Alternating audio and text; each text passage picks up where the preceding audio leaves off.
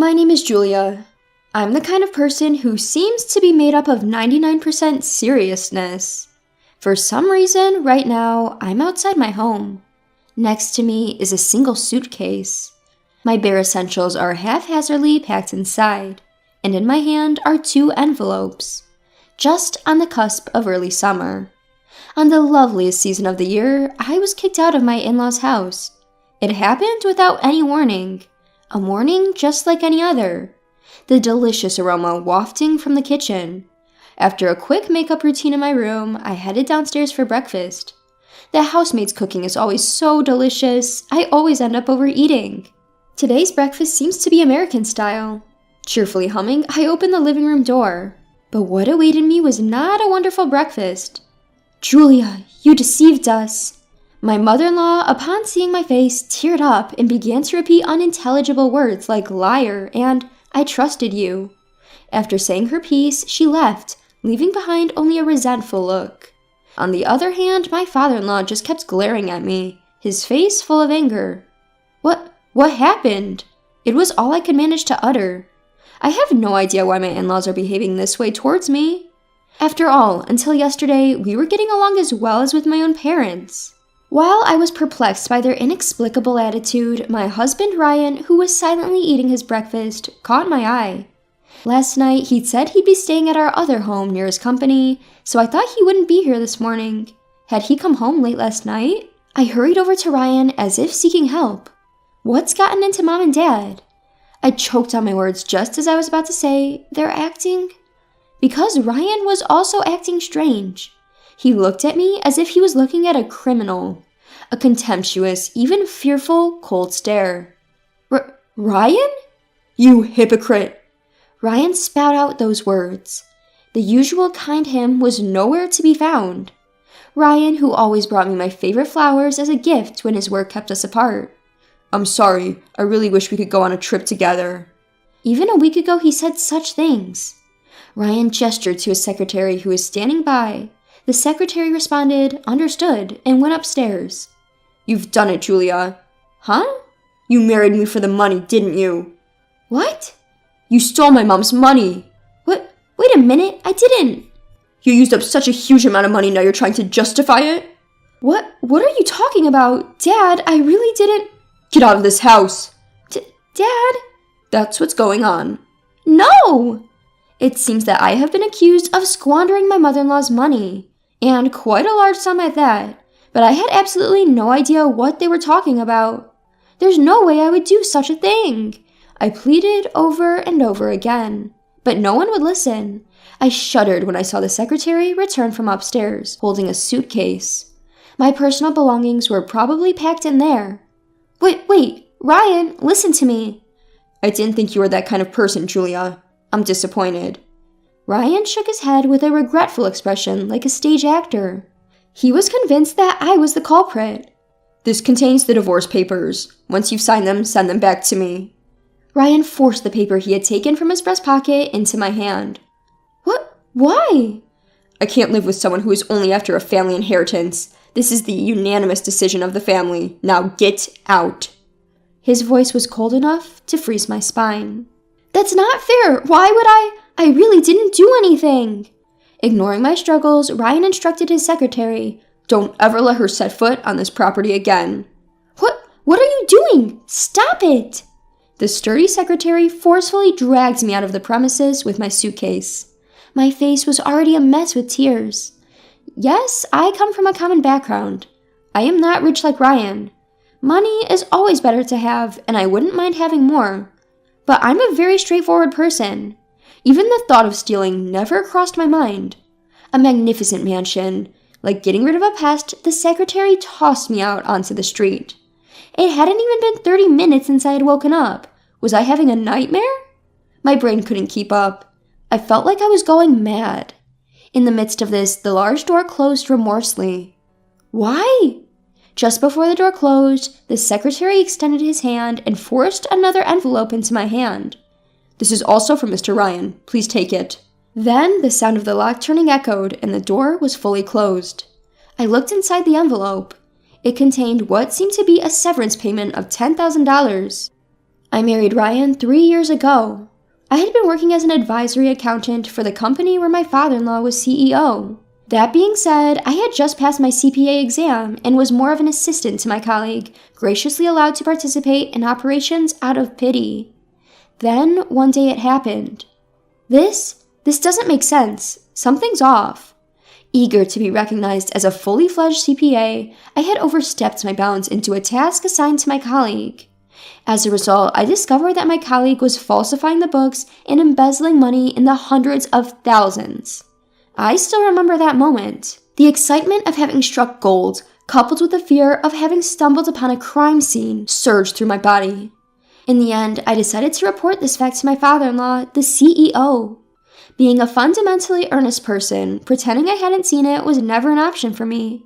Of course, I thought about reporting it to the IRS, but then my colleague wouldn't be able to be a CPA anymore. Having finally become a CPA after years of effort, I found it hard to do something so drastic. My father-in-law, who had built a huge fortune in one generation, was rather lax with money management. He had been cunningly targeted. "Thank you so much, Julia. We owe you." "If it weren't for you, they would have kept siphoning off money indefinitely." I was celebrated by the CEO and his wife as if I were a hero who had saved the world. "Julia, if you're not seeing anyone right now, would you consider marrying our son?" I wondered if it was common for wealthy people to exaggerate their flattery. Not knowing how to react, I just laughed it off at the time. However, the father-in-law's wish for marriage was serious. By the time I realized it, I was being introduced to his son, who also praised me as a hero who defended the assets.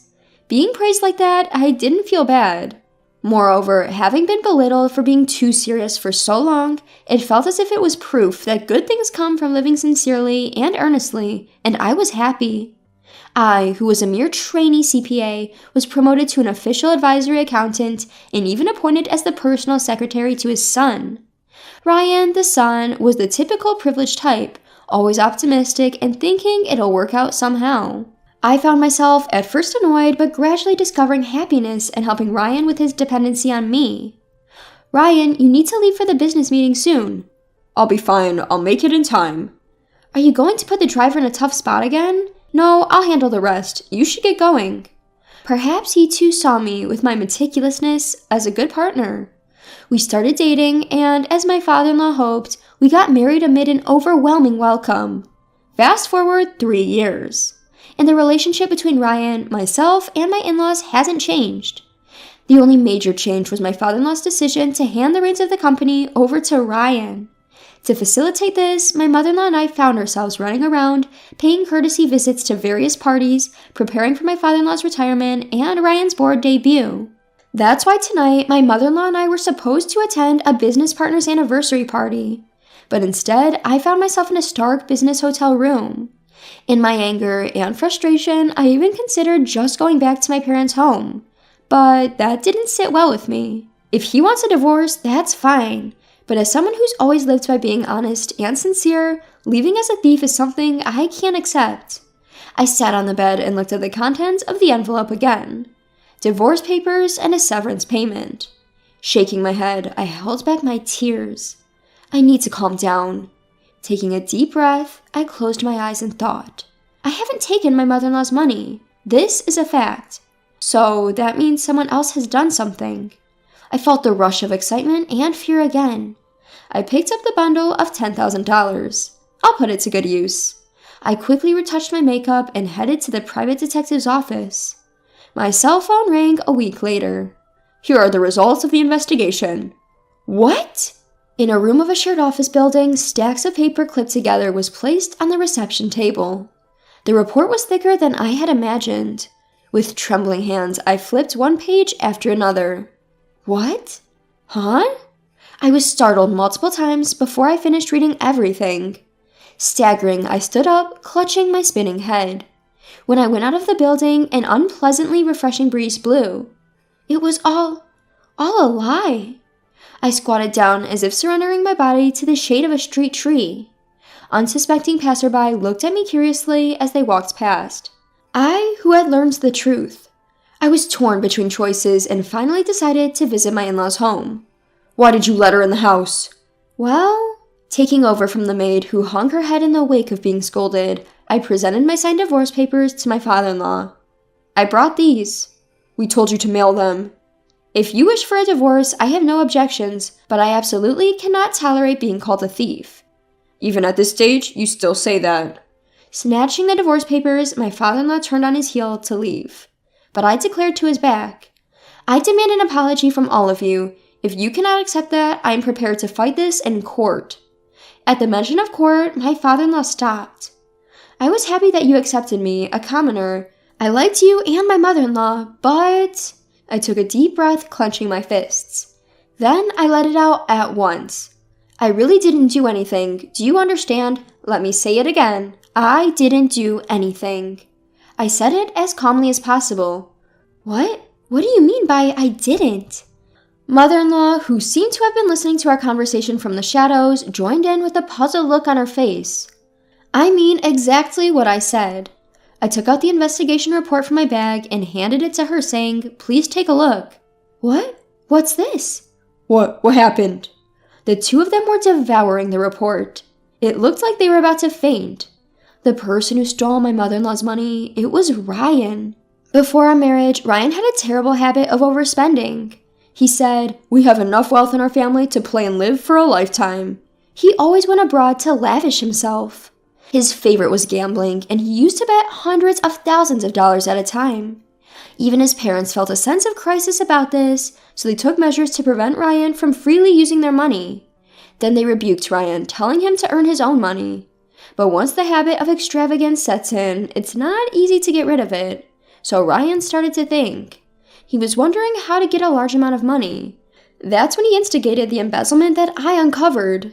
Ryan had manipulated my former colleague, who was my father-in-law's accounting consultant, to falsify the books.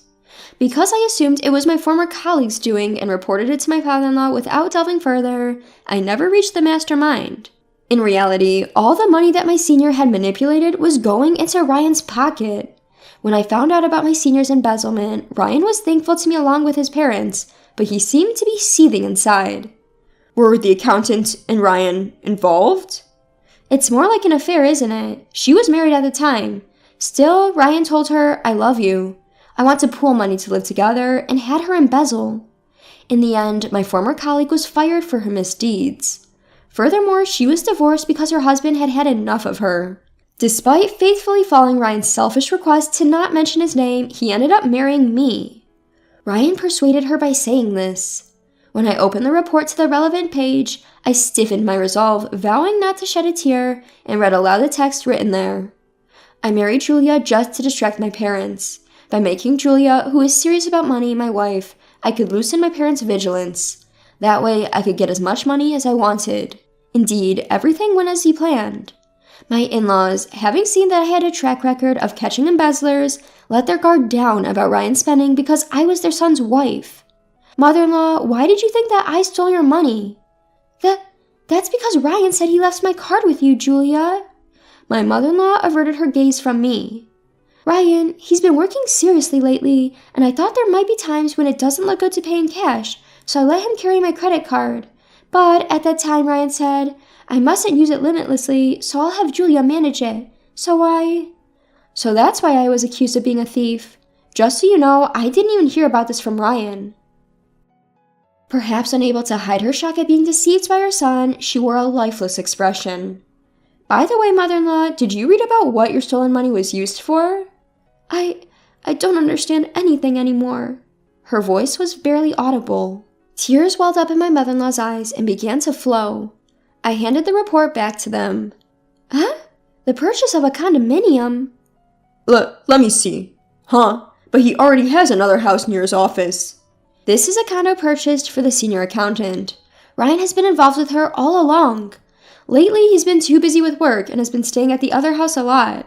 Seems like he was actually staying at her place." "Ryan has always been with that woman?"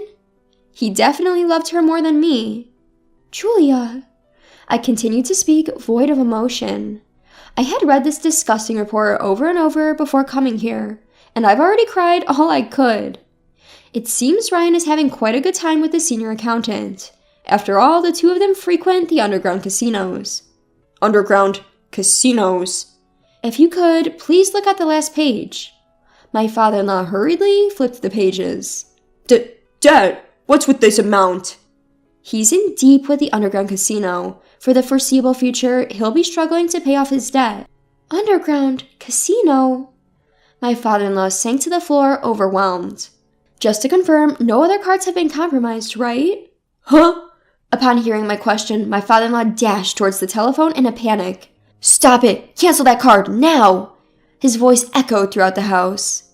Later, I received a formal apology from my in-laws. They apologized for hiding their son's excessive spending and for his infidelity. I am not completely satisfied since I haven't received an apology from Ryan himself, but I appreciate your honesty. I have filled out the divorce papers already. Here. I gave a small nod and began to pack my things when they implored. Wait, Julia! Yes, stay with us, Julia. We want you here. Their attitude had changed drastically from a week ago. After treating me like a thief, I'm sorry, but don't you think that it's a bit selfish? I loved you both. You treated me like your daughter, and for that, I'm truly grateful. But you completely ignored my words, my feelings. Do you have any idea how frustrating that was for me? I had tried to hold them back, but a tear slipped from my eye. That single tear was the trigger, and soon others followed, streaming down my cheeks. Julia! The divorce papers had been filled out accurately. This divorce is also the wish of your dear son. Why not respect his feelings? He appears to have a new partner. After wiping away my tears, I added a final touch of sarcasm. It was then an alarm started blaring throughout the house. What? Caught off guard by the sudden noise, I scrunched out my face. My father-in-law then grabbed my wrist. Hey, what are you? You should come too, honey. What are you doing? They led me to the garden. There, I saw the gate that had shut me out a week ago, and then we heard a voice from outside. Hey, the gate won't open. Isn't anyone home? What the hell? My card isn't working either. Damn it. It was Ryan, grumbling and banging on the gate with all his might. The incredibly disturbing alarm continued to blare, refusing to stop. Listen carefully, Ryan. Huh? Dad, are you there? Something's wrong with my key. Can you open it from your side? I said listen, Ryan. What? What's up? Ryan faltered, sensing something off about his father's demeanor. You have no right to open this gate. What? We've just revoked your access. Why the hell would you do that? Isn't it obvious? I didn't think you could be so oblivious. We know everything. All of it. Is Mom there too? Ryan, Julia was so precious to us, but you're different. We never want to see your face again. What? What's going on? Mom, you're there, right? Say something. We know that you framed Julia. We know you were involved in that embezzlement case. We know about your affair and your debts. We know everything. Hold on. Where did you get such nonsense from? Don't spew lies. Ryan desperately continued to defend himself. I was feeling anxious inside. Would this couple be swayed by their son's words and call me a liar once more? But my fear was unnecessary. I trust Julia. So do I. Dad, Mom? We are truly sorry. Please, would you consider taking my place? What? Hey, is Julia there too, huh? Ryan's voice, filled with rage, echoed through the air. He seemed to be causing quite a ruckus. However, unfortunately for Ryan, his resistance did not last long. The security staff that showed up after a while managed to calm him down. In the end, I decided to accept my father-in-law's proposal, but I asked for one condition. I will never lie. Therefore, can you trust me at all times? They both nodded firmly. A year later, do you really think I can handle being an executive? I hesitated in front of the door to the executive office. My father-in-law thumped me on the shoulder. Ryan and I had divorced, but I still called the CEO Dad as usual. It was a unanimous decision. But? Julia, what this company needs is someone who is honest and sincere. It's a perfect job for you, isn't it? My father-in-law gave me a gentle smile, but I decided to throw a slightly malicious question at him. Don't you regret kicking out Ryan? After all, he should be the one standing here. After that incident, the in-laws had distanced themselves from Ryan. At first, Ryan often came begging for money, but once he realized that they would not respond, he stopped coming. The son who had disappeared with a huge amount of debt. I wonder if he's still living with that senior. Ryan. He sighed a small sigh, seeming lonely. But the one who should be standing here is not Ryan. The load was too heavy for him. Well, we who spoiled him too much are to blame. Dad? Hey, don't look so down. Stand up straight with pride. Yes. I reached out for the handle leading to the executive office. The door opened smoothly, like an automatic door.